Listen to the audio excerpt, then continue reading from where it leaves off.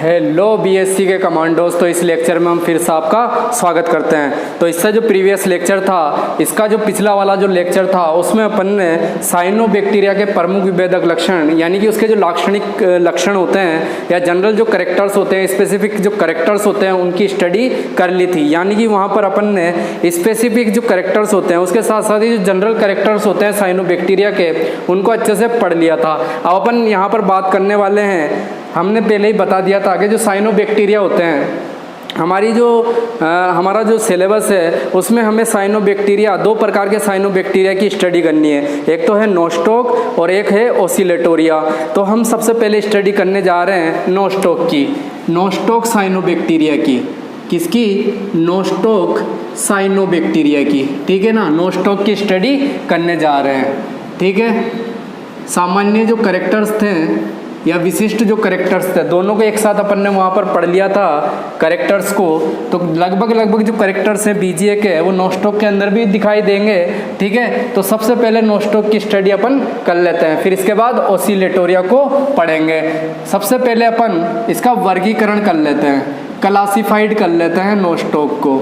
ठीक है, क्लासिफिकेशन कर लेते हैं, क्लासिफिकेशन नोस्टोक का क्या कर लेते हैं? क्लासिफिकेशन कर लेते हैं नोस्टोक का। ठीक है ना, तो मैंने बता दिया था कौन से जगत में आता है नोस्टोक, बताओ। साइनोबैक्टीरिया है ना, कौन से किंगडम में माने जाते हैं? मोनेरा में।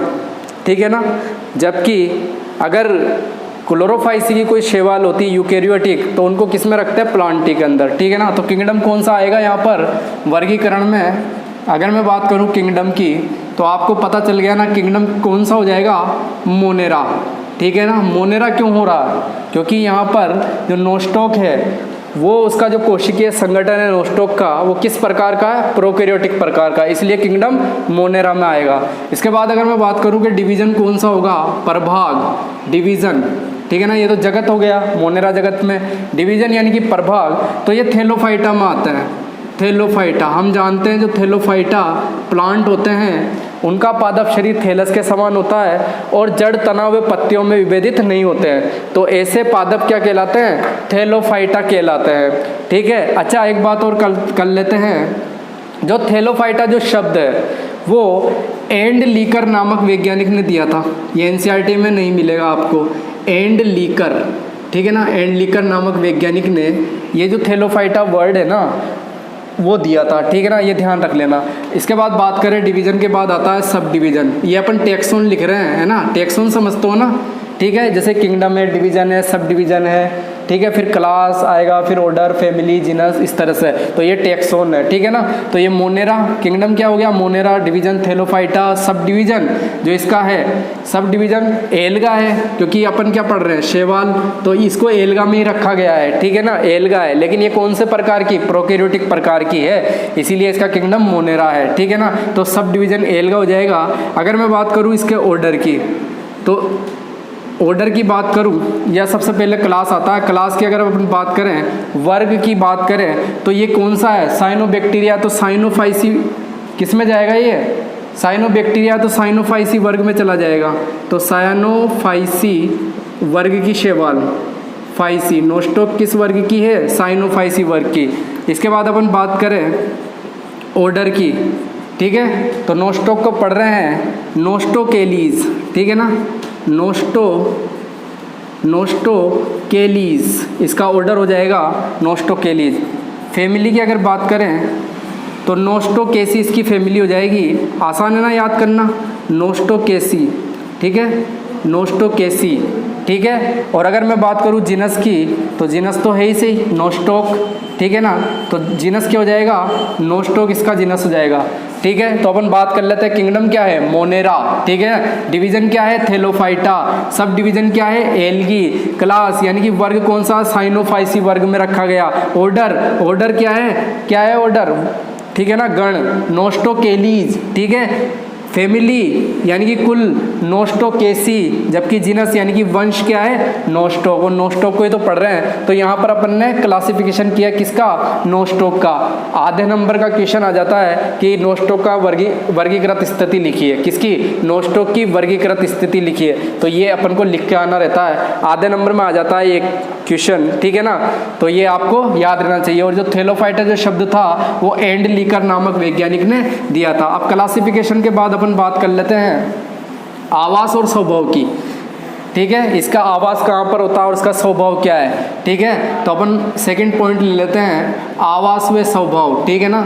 स्वभाव यानी कि हैबिट और हैबिटेट, ठीक है ना, कहाँ पर रहना पसंद करता है। तो इसकी हैबिट, ठीक है, एंड हैबिटेट की बात कर लेते हैं। आवास और स्वभाव की अपन बात कर लेते हैं, ठीक है। तो आवास कहाँ पर होता है, स्वच्छ जलीय है, ठीक है ना, स्वच्छ जलीय शैवाल है, स्वच्छ जलीय बीजी है, ब्लू ग्रीन एल्गा है, स्वच्छ जल में पाई जाने वाली, ठीक है ना, कौन नोस्टॉक। इसके अलावा अगर इसकी बात करें तो ये इसका जो हैबिटेट होता है, आवास होता है, ये जल में तो पाया जाता ही है, इसके साथ ये स्थल में भी पाया जाता है। तो स्थलीय प्रजाति भी होती है इसकी, कौन सी प्रजाति, यानी कि स्थल पर पाई जाने वाली। भाई जल में तो पाया जाता है लेकिन स्थल में पाया जाता है। और जो स्थलीय प्रजाति होती है ना, वो ज़्यादातर सामान्यतः अधिपादपों के रूप में पाई जाती है, या अंतःपादपों के रूप में, ठीक है ना, एंडोफाइट के रूप में, अंतःपादप के रूप में पाई जाती है। अंतःपादप का मतलब ये होता है कि किसी अन्य दूसरे पादप के अंदर अपना निवास बनाती है, अपना घर बनाती है, अपना आवास बनाती है। तो स्थलीय प्रजातियां ज़्यादातर अंतःपादप के रूप में पाई जाती है। नॉर्मल कंडीशन में स्वच्छ जलीय बीजीए होता है, कौन नोस्टॉक। और कॉलोनी के रूप में अगर इसकी स्वभाव की बात करें तो निवह या कॉलोनी के रूप में पाया जाता है। कॉलोनी या निवह यानी कि समूह में रहता है। और समूह में कैसे है, यानी कि एक कोशिका है तो दूसरी कोशिका, तीसरी कोशिका, तो ये समूह हुआ कि नहीं हुआ। और समूह आपस में जैसे कि ये कोशिकाएं जुड़ जाएंगी बीजीए की, नोस्टॉक की कोशिकाएं आपस में जुड़ करके क्या बना लेगी, एक पंक्ति या एक तंतु का निर्माण कर लेगी। और यहाँ पर बहुत सारे तंतु समूह में पाए जाते हैं, यानी कि कॉलोनी में रहने का स्वभाव पाया जाता है। यानी कि जो नोस्टॉक होता है वो कॉलोनी में या निवह का निर्माण करता है, यानी कि अलग अलग पृथक रूप से नहीं पाए जाते हैं, ठीक है ना। ये क्या एक साथ रहना पसंद करते हैं। और जो ये शाखाएं बनी ना, जिन शाखाओं को क्या कहते हैं, ट्राइकोम भी कहते हैं। तो ये ट्राइकोम भी एक साथ रहना पसंद करते हैं, यानी कि इसके साथ के साथ वहाँ पर दूसरा ट्राइकोम भी मिल जाएगा, किसका नोस्टॉक का, ठीक है ना। तो ये आवास और स्वभाव की अपन ने बात कर ली है। इसके बाद अपन बात करते हैं कि कौन कौन सी प्रजातियाँ हमारे भारत देश के अंदर पाई जाती है। मुख्य प्रजातियों की बात कर लेते हैं, प्रमुख प्रजातियों की बात कर लेते हैं। तो तीसरा पॉइंट है अपना प्रमुख भारतीय प्रजातियाँ, किसकी नोस्टॉक की। कौन कौन सी प्रजातियाँ पाई जाती है, तो प्रमुख भारतीय प्रजातियाँ, ठीक है ना। तो अपन 2 या 3, ठीक है ना, जिसमें से 2 याद कर लेना, पूछ लिया जाता है आधे नंबर में कि प्रमुख भारतीय प्रजातियाँ या नोस्टॉक की कोई 2 प्रजातियों के नाम लिखिए, ऐसे क्वेश्चन आ जाते हैं आधे नंबर में। तो अपन यहाँ पर 3 प्रजातियाँ लिख देते हैं, नोस्टॉक पंक्टिफॉर्मी, ठीक है, एक प्रजाति तो ये होगी, ठीक है ना। इसके बाद दूसरी बात कर लेते हैं नोस्टॉक कोलिमा, ये दूसरी प्रजाति है नोस्टॉक कोलिमा। और तीसरी प्रजाति की बात करें थर्ड नंबर की, वो नोस्टॉक हो जाएगी, कोलिमा हो गई, पंक्टिफॉर्मी हो गई, नोस्टॉक कम्यूनी, ठीक है ना। ये 3 प्रजातियां हैं, 2 याद रख लेना बस, ठीक है ना। तो नोस्टॉक पंक्टिफॉर्मी, नोस्टॉक कोलिमा और नोस्टॉक कम्यूनी, ये भारत देश के अंदर नॉर्मल पाई जाने वाली नोस्टॉक की प्रजातियां हैं, याद रख लेना, ठीक है। अब इसके अपन ओरिजिनल टॉपिक पर आते हैं। इन सबको पढ़ने के बाद अपना जो ओरिजिनल टॉपिक है वो है नोस्टॉक के थैलस की संरचना, ठीक है ना। किसकी संरचना, नोस्टॉक के थैलस की संरचना। चौथा टॉपिक है नोस्टॉक के थैलस की संरचना, नोस्टॉक के थैलस की संरचना। 2016 में 5 नंबर का क्वेश्चन आया था, नोस्टॉक की थैलस की संरचना, ठीक है। 2016 में 5 नंबर का क्वेश्चन था नोस्टॉक के थैलस की संरचना से संबंधित। अब होता क्या है, अपन जानते हैं कि जो नोस्टॉक होता है वो कॉलोनी बना के रहता है, एक के ऊपर एक कोशिकाएं जुड़ जाती है और क्या बनता है, एक तंतु बनता है। तो ये नोस्टॉक का जो थैलस होता है वो कैसा होता है, तंतुनुमा, ठीक है ना, तंतुनुमा। और जो ये तंतुनुमा जो थैलस होता है ये क्या होता है, अशाखित होता है। क्या होता है, शाखित है क्या ये क्या है, थैलस की संरचना है ये। तो ये थैलस जो है ये अशाखित हुआ ना, ये शाखाओं में बटा हुआ थोड़ी है। तो ठीक है, तो कोशिकाएं क्या होती है, निरंतर एक के ऊपर एक जुड़ती जाती है और एक संरचना, एक तंतुनुमा संरचना का निर्माण करती है। यही तो क्या कहलाता है, नोस्टॉक का थैलस। तो ये क्या होता है, अशाखित प्रकार का होता है। ठीक है ना, तंतुनुमा थैलस अशाखित प्रकार का। तो नोस्टॉक का अशाखित तंतुनुमा जो थैलस है वो क्या कहलाता है, अशाखित ट्राइकोम कहलाता है। क्योंकि अपन जानते हैं जो फिलामेंट होता है, ठीक है ना, BGA यानी कि साइनोबैक्टीरिया के जो फिलामेंट होते हैं या तंतुनुमा थैलस होते हैं वो क्या कहलाते हैं, ट्राइकोम। ये याद रख लेना, क्योंकि ये अशाखित है ना, तो ऐसा ट्राइकोम क्या कहलाता है, अशाखित ट्राइकोम कहलाता है। तो नोस्टॉक के थैलस की संरचना को अपन पढ़ रहे हैं। 2016 में 5 नंबर का क्वेश्चन आया था, 2016 में 5 नंबर का। मैंने कहा है कि इस यूनिट फर्स्ट के अंदर जो अपन ये पढ़ रहे हैं ना BGA, ठीक है ना, साइनोबैक्टीरिया, यहाँ से सबसे ज़्यादा क्वेश्चंस पूछे जाते हैं क्योंकि ये नया टॉपिक हो जाता है। सीनियर सेकेंडरी वगैरह में अपन वो जो चीज़ें पहले पढ़ ली ना, बैक्टीरिया वगैरह ये पढ़ के आ चुके हैं, लेकिन ये बिल्कुल BSc का नया टॉपिक हो जाता है, इसलिए यहाँ से क्वेश्चन ज़्यादा बनते हैं। तो यहाँ पर जो तंतुनुमा अशाखित जो थैलस होता है वो क्या कहलाता है, ट्राइकोम कहलाता है। ठीक है ना, क्या कहलाता है, ट्राइकोम। अब ये जो ट्राइकोम होता है ना, ये श्लेष्मीय आच्छद से घिरा हुआ रहता है, यानी कि यहाँ पर क्या पाया जाएगा, इस ट्राइकोम के चारों तरफ, इस ट्राइकोम के चारों तरफ श्लेष्मा का एक स्तर पाया जाता है। क्या पाया जाता है, चारों तरफ क्या पाया जाता है, श्लेष्मा का स्तर पाया जाता है, एक लेयरिंग पाई जाती है। ठीक है ना, तो प्रत्येक कोशिका की बाहरी सतह पर श्लेष्मा की लेयरिंग यानी कि स्तर पाया जाता है, जो कि किसका निर्माण करता है, एक श्लेष्मीय आच्छद का निर्माण करता है। तो बाहर की तरफ क्या पाया जाएगा, श्लेष्मीय आच्छद पाया जाता है। ठीक है ना, ये क्या है, ट्राइकोम है। कौन सा ट्राइकोम है, नोस्टॉक का अशाखित ट्राइकोम, यानी कि नॉन ब्रांच ट्राइकोम भी कहते हैं, अशाखित ट्राइकोम। ठीक है ना, नॉन ब्रांच ट्राइकोम। ठीक है, नोस्टॉक का थैलस क्या कहलाता है, अशाखित ट्राइकोम कहलाता है। ठीक है ना, क्योंकि शाखाओं में बटा हुआ नहीं है, कोशिकाएं एक के ऊपर एक जुड़ करके एक शाखा या थैलस का या तंतुनुमा थैलस का निर्माण करती है। थैलस है, थैलसाव है, यानी कि क्या है, थैलोफाइटा है, थैलोफाइटा जड़ तना पत्ती है क्या यहाँ पर, नहीं है ना, तो ये अशाखित ट्राइकोम का निर्माण करती है। और यहाँ पर क्या होता है, प्रत्येक कोशिका की बाहरी भित्ति पर क्या श्लेष्मीय पदार्थों या जिलेटिनी पदार्थों का क्या पाया जाता है, जिलेटिनी। ठीक है ना, जिलेटिन यानी कि वैक्सी टाइप का जो पदार्थ होता है, श्लेष्मा के समान चिकना पदार्थ होता है, उसका क्या पाया जाता है, आवरण पाया जाता है चारों तरफ। ठीक है ना, और ये इसको किससे बचाता है, सूखने से बचाता है। विपरीत परिस्थितियों या प्रतिकूल परिस्थितियों में इस ट्राइकोम को सूखने से बचाता है। तो यहाँ पर क्या पाया जाता है, श्लेष्मीय आच्छद, या अपन कह सकते हैं म्यूसिलेजिनस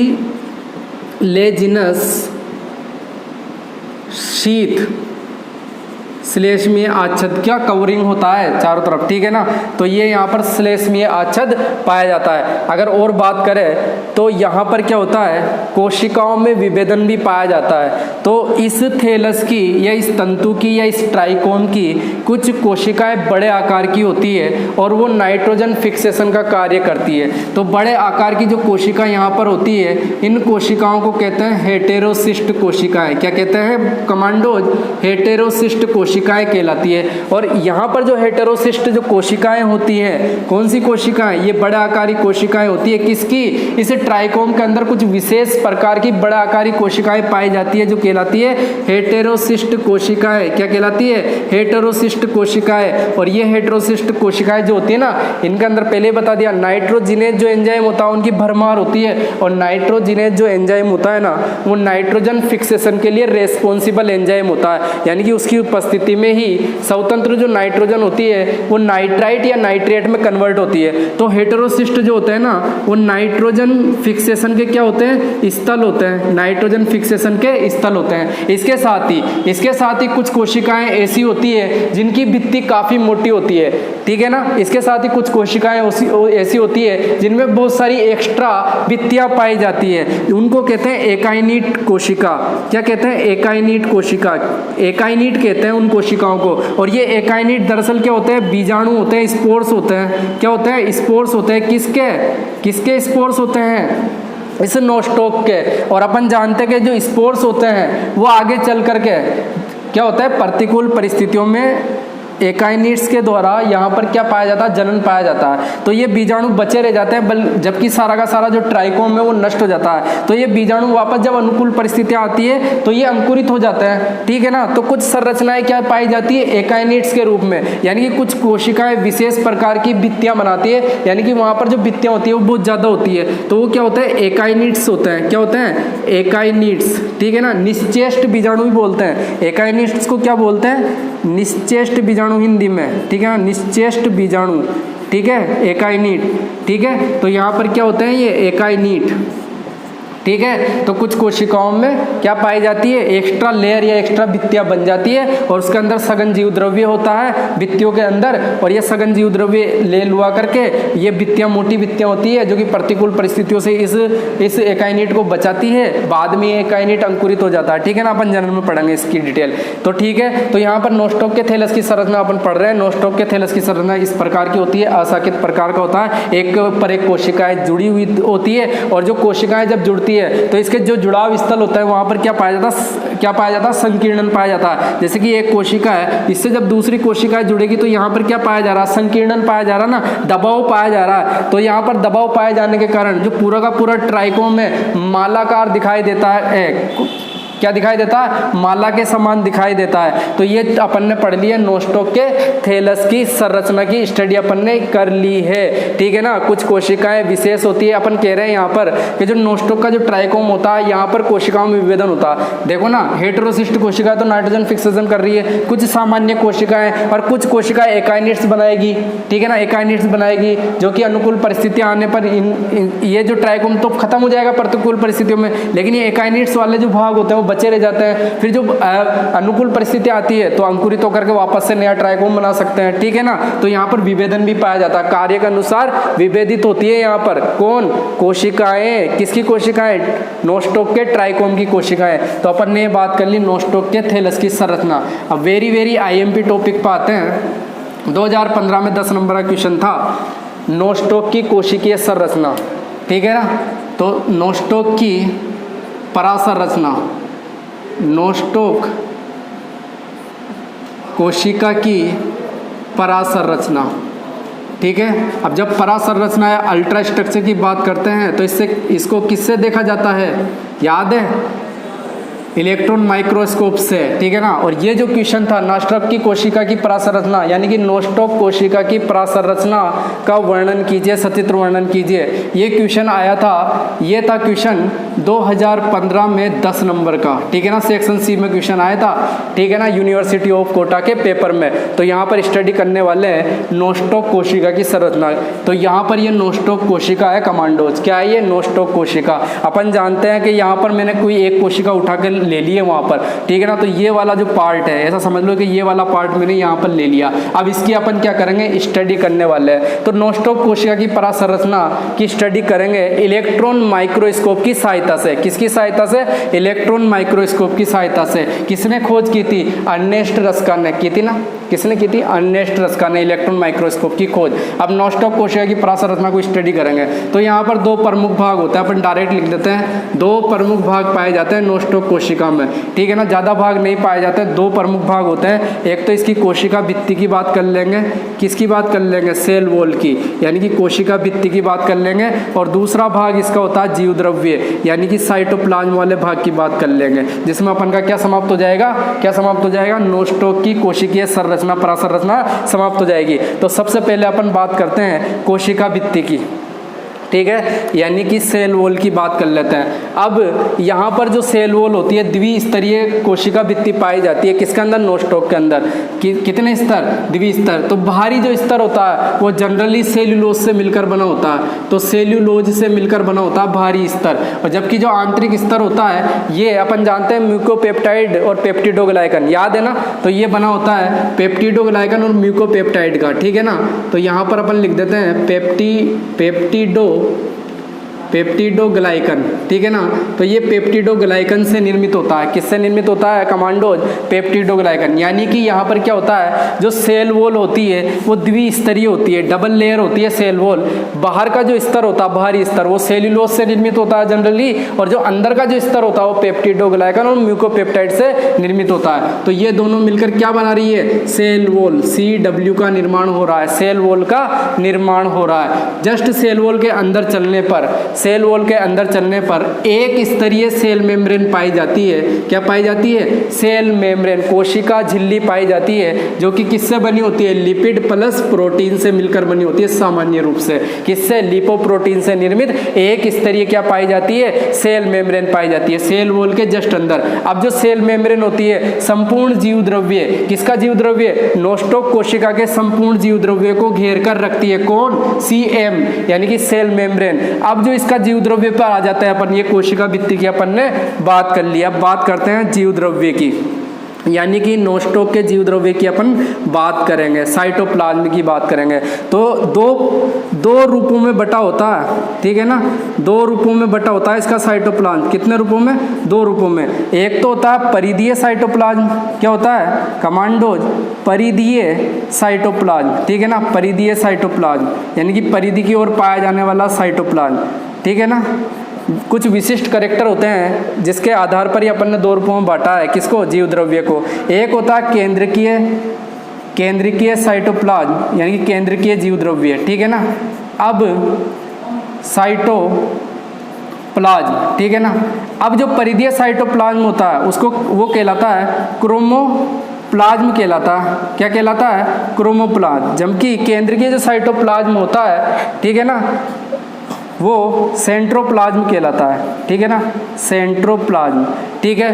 तो होता क्या है? होता ये है, जो परिधीय जो साइटोप्लाज्म होता है उसमें बहुत ज़्यादा मात्रा में पिगमेंट्स और थाइलेकोइड पाए जाते हैं। अपन जानते हैं थाइलेकोइड पटलिकाएं होती हैं, और ये जो पटलिकाएं होती है हरित लवक में पाई जाती है, वो ग्रेनम का निर्माण करती है। लेकिन यहाँ पर सुविकसित प्रकार का हरित लवक या क्लोरोप्लास्ट तो पाया जाता नहीं है, क्योंकि सुविकसित कोशिका है ही नहीं, प्रोकैरियोटिक कोशिका है। तो यहाँ पर थाइलेकोइड पाए जाएंगे, और थाइलेकोइड के अंदर वर्णक पाए जाते हैं। तो बाहरी जो क्षेत्र होता है साइटोप्लाज्म का, वो कलरफुल होता है, यानी कि रंगीन भाग होता है। और कौन सा कलर होता है? अपन जानते हैं नीला और हरा, ठीक है ना, क्योंकि क्लोरोफिल A ज्यादा पाया जाता है, और फाइकोसाइनिन, C फाइकोसाइनिन की अधिकता के कारण, क्योंकि C फाइकोसाइनिन क्या होता है? नीला रंग प्रदान करता है। तो यहाँ पर क्या होता है? परिधीय जो साइटोप्लाज्म होता है वो तो क्या होता है? परिधि की तरफ पाया जाने वाला वो कलरफुल होता है, रंगीन होता है, क्योंकि यहाँ पर थाइलेकोइड और वर्णक पाए जाते हैं। तो यहाँ पर ये थाइलेकोइड पाया जाता है, थाइलेकोइड, ठीक है ना, थाइलेकोइड, ठीक है ना। और इसके अंदर क्या पाया जाता है? पिगमेंट। और पिगमेंट कौन से बात करेंगे? पिगमेंट्स कौन से पाए जाते हैं यहाँ पर पिगमेंट्स पाए जाते हैं थाइलेकोइड के अंदर। कौन से पिगमेंट पाए जाते हैं? बताया था ना सामान्य कैरेक्टर में। तो थाइलेकोइड और थाइलेकोइड में पिगमेंट पाए जाते हैं, ठीक है। क्लोरोफिल A, जिसकी वजह से तो कौन सा कलर आता है? Green colour. और C फाइकोसाइनिन ये पाया जाता है, कौन सा कलर आता है इसकी वजह से? नीला कलर, ठीक है ना। और C फाइकोइरिथ्रिन भी पाया जाता है, C फाइकोइरिथ्रिन, और इसकी वजह से कौन सा कलर आता है? रेड, लाल कलर, ठीक है ना। तो ये पाए जाते हैं। जबकि क्लोरोफिल A से हरा कलर आता है, याद है अपन को, तो क्लोरोफिल A पादपों में पाया जाता है। क्लोरोफिल A और क्लोरोफिल A को तो ये यूनिवर्सल पिगमेंट होता है। जितने भी जो प्रकाश संश्लेषी होते हैं, बैक्टीरिया हो या ये हो, क्लोरोफिल A होगा, तो ये यूनिवर्सल होता है क्लोरोफिल A तो वैसे भी, ठीक है ना। तो क्लोरोफिल A और C फाइकोसाइनिन की अधिकता की वजह से हरे नीले दिखाई देते हैं। तो इन थाइलेकोइड में क्लोरोफिल A और C फाइकोसाइनिन की मात्रा ज्यादा होती है। इसके साथ ही C फाइकोइरिथ्रिन और यहाँ पर क्या पाया जाता है? बीटा कैरोटीन्स भी पाए जाते हैं। तो इस क्षेत्र में वर्णक और थाइलेकोइड्स वगैरह पाए जाते हैं। और इसके साथ ही यहाँ पर जब थाइलेकोइड होंगे तो प्रकाश संश्लेषण होगा वर्णकों के कारण, तो प्रकाश संश्लेषण होगा तो यहाँ पर स्टार्च के कण भी पाए जाते हैं, यानी कि साइनोफाइसियन स्टार्च के कण भी पाए जाते हैं। साइनोफाइसियन स्टार्च कण, फाइसियन स्टार्च कण, और साइनोफाइसियन स्टार्च कण जो होते हैं ना, इनको एल्फा बीटा ग्रेनुल्स भी कहते हैं, स्टार्च कण। और इनको क्या कहते हैं? एल्फा बीटा ग्रेनुल्स के नाम से भी जाना जाता है, एल्फा बीटा कण या एल्फा बीटा ग्रेनुल्स के नाम से भी जाना जाता है। तो साइनोफाइसियन के कण भी यहाँ पर पाए जाते हैं, क्योंकि थाइलेकोइड के अंदर पिगमेंट है और पिगमेंट प्रकाश संश्लेषण के द्वारा क्या बना रहे, भोजन, और भोजन किस रूप में संग्रहित होता है। तो अपन बात कर लेते हैं कि अगर इसके अंदर बात करें नोस्टॉक के अंदर, तो भोजन साइनोफाइसियन स्टार्च कण के रूप में संग्रहित रहता है। अलग अलग शैवालों में अलग अलग रूपों में पाया जाता है भोजन का संग्रह। तो वो इसका जब अपन शैवाल पढ़ लेंगे तो इसका चार्ट बना ले, एक टेबल बना लेना कि कौन कौन सी शैवाल में कौन कौन सा खाद्य पदार्थ होता है, संचित खाद्य पदार्थ, ठीक है ना। तो अपन अगर बात करें नोस्टॉक के अंदर या बीजीए के अंदर, तो साइनोफाइसियन स्टार्च कण पाया जाता है, ठीक है ना। अब अपन अंदर चलते हैं, अंदर वाली बात कर लेते हैं कि अंदर क्या है, यानी कि केंद्रीय साइटोप्लाज्म। अब जो केंद्रीय साइटोप्लाज्म होता है ये कलरलेस होता है, यानी कि रंगहीन होता है, किसी प्रकार के पिगमेंट नहीं पाए जाते हैं। तो ट्रांसपेरेंट टाइप का, कौन से टाइप का, पारदर्शी टाइप का होता है। अंदर वाला जो साइटोप्लाज्म होता है पारदर्शी होता है, रंगहीन होता है, किसी भी प्रकार के पिगमेंट नहीं पाए जाते हैं। अब यहाँ पर क्या क्या पाया जाता है, तो यहाँ पर केंद्र काभ पाया जाता है, यानी कि डबल स्ट्रैंड डीएनए पाया जाता है। किसका डबल स्ट्रैंड डीएनए है ये डबल स्ट्रैंड डीएनए नोस्टॉक का, जो कि नग्न अवस्था में बिना हिस्टोन प्रोटीन वाला डीएनए होता है, केंद्र काभ भी कहलाता है ना। तो सेंटर वाले जो साइटोप्लाज्म के अंदर डबल स्ट्रैंड डीएनए पाया जाएगा, और यही क्या करेगा, इस कोशिका को कंट्रोल करता है। इसके साथ ही यहाँ पर 70S प्रकार के राइबोसोम भी पाए जाते हैं। 70S प्रकार का राइबोसोम क्यों, क्योंकि यहाँ पर अपन जानते हैं प्रोकैरियोटिक कोशिका है तो राइबोसोम 70S ही तो होंगे ना। तो 70S प्रकार के यहाँ पर राइबोसोम पाए जाते हैं। इसके साथ साथ ही यहाँ पर गैस रिक्तिकाएं भी पाई जाती है, गैस वैक्यूल्स भी पाए जाते हैं, ठीक है ना। तो ऐसी रिक्तिकाएं जिनमें गैस भरी होती है गैस वैक्यूल कहलाते हैं। तो यहाँ पर गैस रिक्तिकाएं भी पाई जाती है। अब इनमें क्या भरी होती है, गैस भरी होती है, क्या भरी होती है, वायु भरी होती है, गैस भरी होती है। इसके कारण से इस नोस्टॉक को क्या मिलता है, उत्प्लावकता या फ्लोटिंग का गुण मिलता है, क्योंकि जलीय पादप है तो ये ऊपर तैरते रहेंगे, प्रकाश अच्छे से ग्रहण करते रहेंगे। तो गैस वैक्यूल्स की वजह से क्या होगा, फ्लोटिंग की प्रॉपर्टी यानी कि उत्प्लावकता का गुण आ जाएगा। तो ओवरऑल हमने यहाँ पर किसकी स्टडी कर ली, ये गैस वैक्यूल वगैरह सब है। तो यहाँ पर स्टडी कर लिया अपन ने नोस्टॉक कोशिका की परासंरचना की। तो आई होप ये लेक्चर आपको अच्छे से समझ में आया होगा। धन्यवाद।